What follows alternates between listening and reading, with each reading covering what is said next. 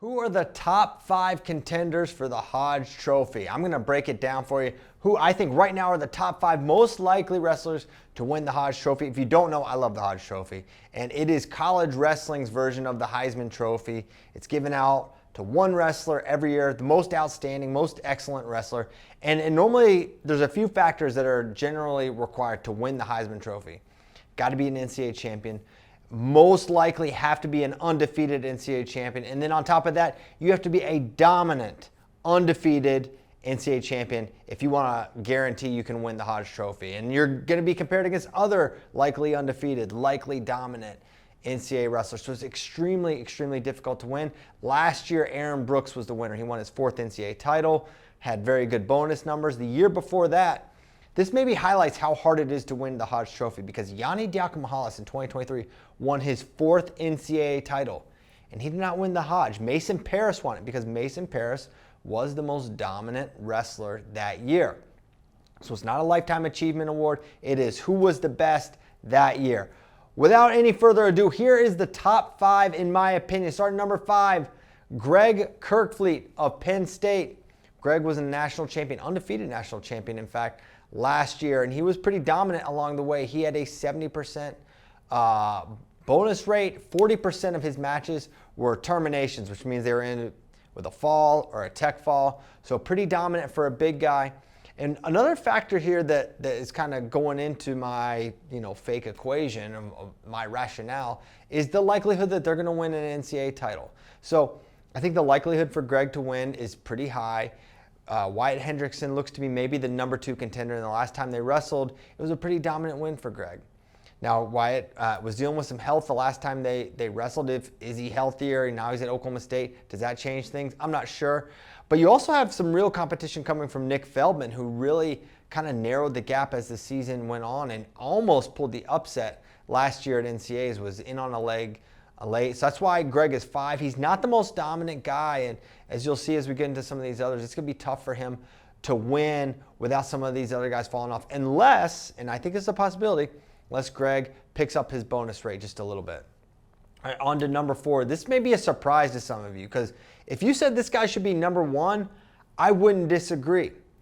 And that's Parker Keckheisen of Northern Iowa. And you could say he is the most dominant wrestler in NCAA wrestling today. And I wouldn't disagree with you.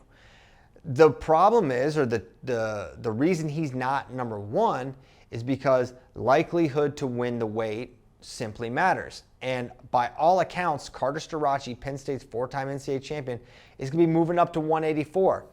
That's a very, very tough task. And I think right now, the odds makers would probably make Parker a slight favorite to Carter Starachi in that matchup. Now, hopefully, that's a match we see a couple times throughout the course of the year. And in my mind, this is about close to a coin flip match. But let's get into some of these numbers, because Parker Keckheisen, not only did he have a 90% bonus rate, half of his wins were by termination. He had 14 pins or techs last year. He's a scoring machine, and he's not a guy that wrestles a really limited schedule. I think he had 28 wins last year, 28-0. Bonused his way through the NCAA tournament to an NCAA title, bonusing Dustin Plott in the finals, and Dustin Plott bonused his way to the finals. That's how separated Parker Keckheisen has been from that 184 field. Yet, I can't rank him higher than number 4 because this number 3 guy, who you may also say should be number 1, Carter Starachi. I have Carter at number 3. Now, he is not the bonus point scorer that Parker Keckheisen is, at least not at this point in time. Could he turn into that? Could his 5th year be one that's full of dominant wins? Was the weight cut maybe a factor in his dominance? We'll see. And this is all sort of hinging on Carter going 184 pounds, right? Because maybe I'd have him a little higher at another weight. But at 184, man, you've got to beat Parker Keckheisen. In my opinion, that matchup is the most highly touted, highly discussed. It's going to be the most highly discussed matchup we've had in a really long time. It's the most high-level match I can think that we've had this side of Dake versus Taylor. You got an undefeated NCAA champion versus a 4-time NCAA champion. It's the closest thing to Dake Taylor we've had in quite a while.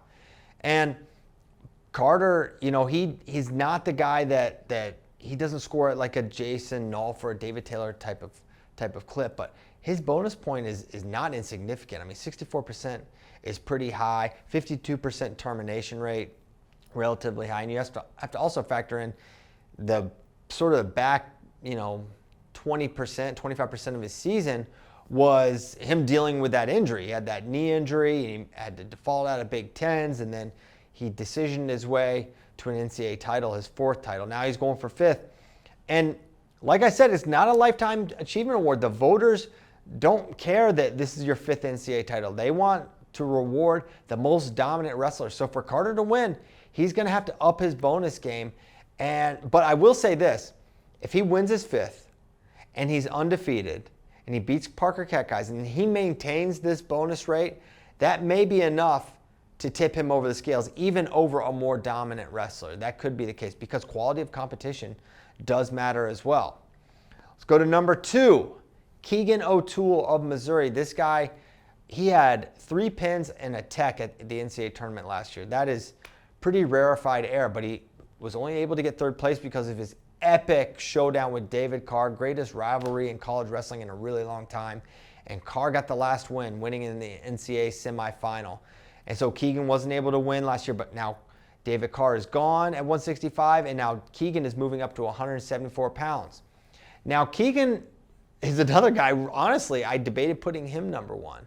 I didn't actually debate putting Carter at Parker at number 1 because they're both the same weight, but I did debate Keegan because of dominance, bonus rate. The reason I did it, and there's a chance, and I don't know how high a percentage chance there is, that Levi Haynes doesn't redshirt and wrestles 174 this year. If he does, I think that is a huge challenge for Keegan. I think Keegan is ultimately the favorite.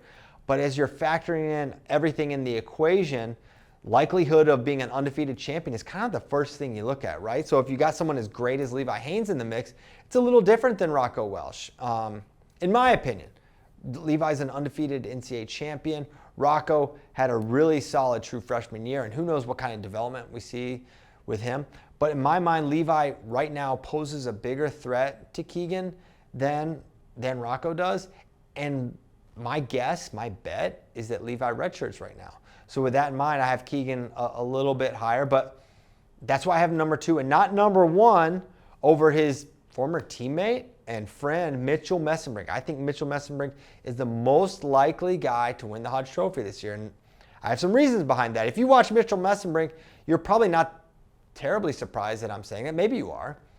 But this guy has really dominated the field that remains. And I believe it's sort of an ironic comparison because in my mind, this season that Mitchell is probably poised to have is going to be a little bit reminiscent of David Taylor's sophomore campaign, where he moved up to 165 and absolutely steamrolled the competition. Now, it wasn't the toughest weight class, and that's the reality here with 165. But if you put up, video game numbers like David did and like I think Mitchell's going to, on a field that I really don't see the threat, right? Michael Caliendo's ranked number 2, and we've seen time on a couple occasions that Mitchell was able to dominate. And you have Cam Amin, held him to some decisions, but Cam's gonna have to get a lot better to really challenge Mitchell Messenbrink. And then Dean Hamady, a guy that gave Mitchell maybe his toughest match of the season outside of his loss to David Carr, he's moving up to 174. So with all those factored in, Mitchell is, in my opinion, the biggest favorite to be the NCAA champion next year. So when you factor in his likelihood of winning and his already elite bonus rate, factor in some improvement, some development, and some more pins and techs along the way, I think Mitchell Messenbrink is the number 1 most likely guy to win the Hodge Trophy. That's my opinion right now.